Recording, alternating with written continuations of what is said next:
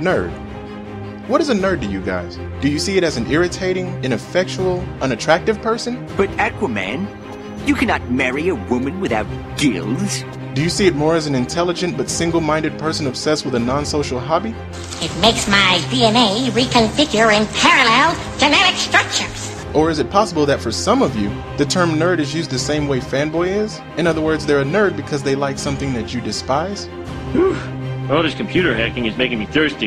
The term nerd can be defined different ways, either by real definition, fake definition, or a placeholder word for someone or a group of people you simply can't stand. The problem with the term nerd in our community now is that it's changed so much from its original definition that in most cases when it's used, what we're hearing is who or what the person who says it doesn't like.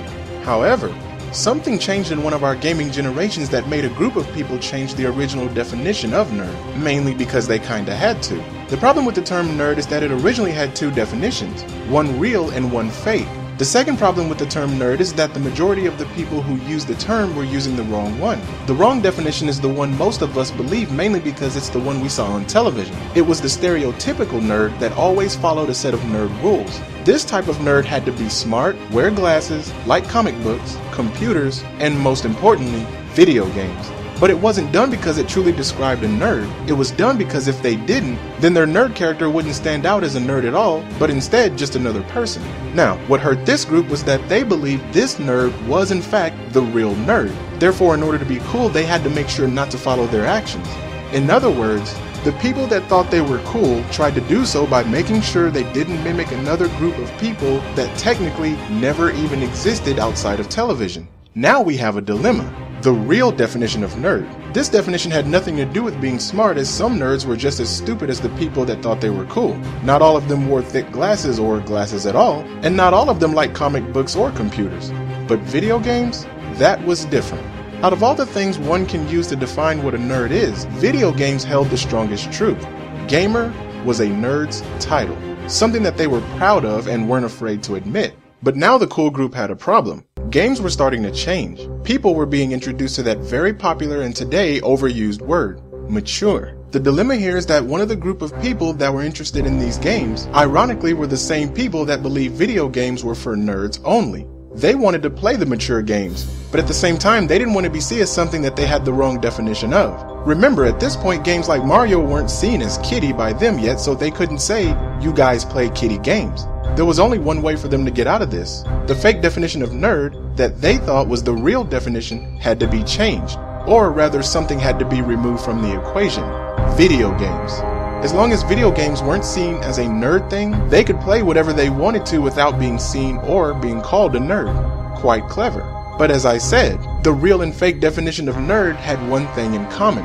The one thing that did actually represent a nerd the most was in fact games. From Dungeons and Dragons to Atari to Nintendo. And what the people who thought they were cool didn't know was that the real definition of nerd at this point still hadn't been touched. So the people who were going off the real definition of nerd were a little confused why the people who once made fun of nerds were strangely enough now doing the number one thing that nerds liked. These were both nerds and other cool groups that were confused. As far as nerds were concerned, these were the guys that picked on them. Which at some point the nerd would make a mistake of assuming that because they watched all Bruce Lee movies, that meant they could easily take on any bully. But the funny thing about all of this was that this group had no idea what they were doing to their own reputation. As the years went by, games started to change more and more, no longer concentrating on what this group of nerds considered fun, but instead the cool group, or said another way, nerd group number 2 considered fun. Now we have two groups of nerds, one group that acknowledges what it is, and another group that as far as they're concerned, video games does not a nerd make. Now things get a little more interesting. Halfway through last generation and the start of this generation, something weird happened. We ended up getting a third nerd group. Where did they come from? Well, remember the group that wondered why the same people that made fun of nerds began to mimic their actions? As it turned out, they too were no different. But instead of being sucked into the world of gaming through the mature rating, they were sucked in through a certain gaming genre. I'm sure it's very difficult for you guys to figure out which genre that was. But how do they get into a nerd's favorite activity and save face? They can't use the same tactic Nerd Group 2 did because as far as they're concerned, Group 2 became nerds as soon as they got interested in gaming through the mature rating. So for Nerd Group 3, they had to use their favorite genre to save face, i.e., I'm cooler than nerds because I play shooters, which translates to, I am a nerd because I play video games. This is just a guess on my part, but if you ever wonder how the hell Call of Duty continues to be successful, I would guess it's because of Nerd Group 3. Let's face it, people. If Activision actually pulled the same crap in a generation with only Groups 1 and 2 in it, I believe they would have never made it past Modern Warfare. I include Group 2 because even they played different genres. So here we are in this gaming generation with 3 groups of nerds. One who plays games and acknowledges that they're nerds, another group that believes as long as video games are removed from the nerd's definition, they're okay, and a group that believes as long as they play your typical shooters, there's no way in hell they could possibly be a nerd. If this tells us anything, it's that despite how much nerds got made fun of in the past, as we can all see now, no one was safe from the nerd's #1 favorite activity. No one.